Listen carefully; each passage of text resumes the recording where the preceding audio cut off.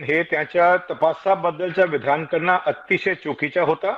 कोणत्याही अधिकाऱ्यांना त्यांना जरी काही माहिती पोलिसांकडून दिली गेली तर ती गोपनीय माहिती असते आणि ऑनगोईंग तपास आपण ज्याला म्हणतो चालू तपास आहे त्यावेळी ही माहिती उघड करणे हे अजिबात योग्य नव्हता.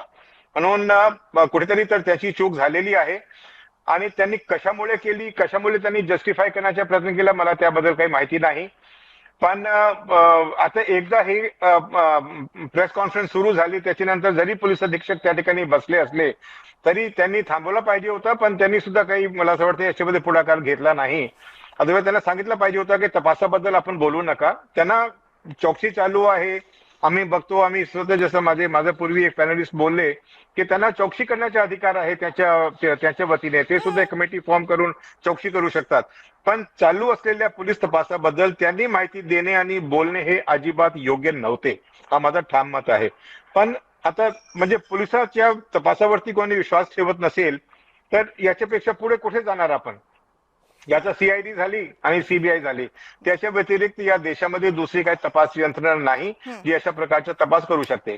आता त्यांनी ते मागणी करू शकतात सीआयडीची ते मागणी करू शकतात सीबीआय तपासाची पण तोपर्यंत भौतिक ते होणार नाही.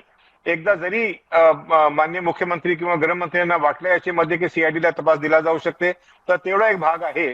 परंतु बाकी याच्यामध्ये आपल्याला कुठेतरी पोलिसांच्या तपासावर आणि पोलीस यंत्रणेवरती काहीतरी विश्वास ठेवावाच लागेल.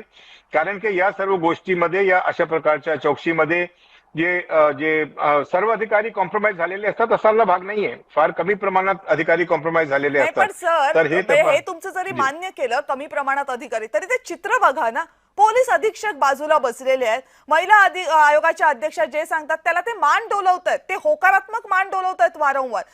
पीएम रिपोर्ट काय आला हे सांगण्याची इतकी घाई काय असते. म्हणजे ते नातेवाईक सांगतात आम्हाला पीएम रिपोर्ट माहिती नाही आणि तो पीएम रिपोर्ट प्रेस कॉन्फरन्स मध्ये सांगितला जातो. म्हणजे काहीतरी साध्य करायचंय ना याच्यात ना. त्याशिवाय तर इतक्या खुलेपणानं एरवी तपास चालू आहे तपास चालू आहे तपास चालू आहे असंच पोलीस सांगतात. मग या प्रकरणामध्ये एवढ्या घाईघाईनं या गोष्टी उघड करण्याची गरज का वाटली.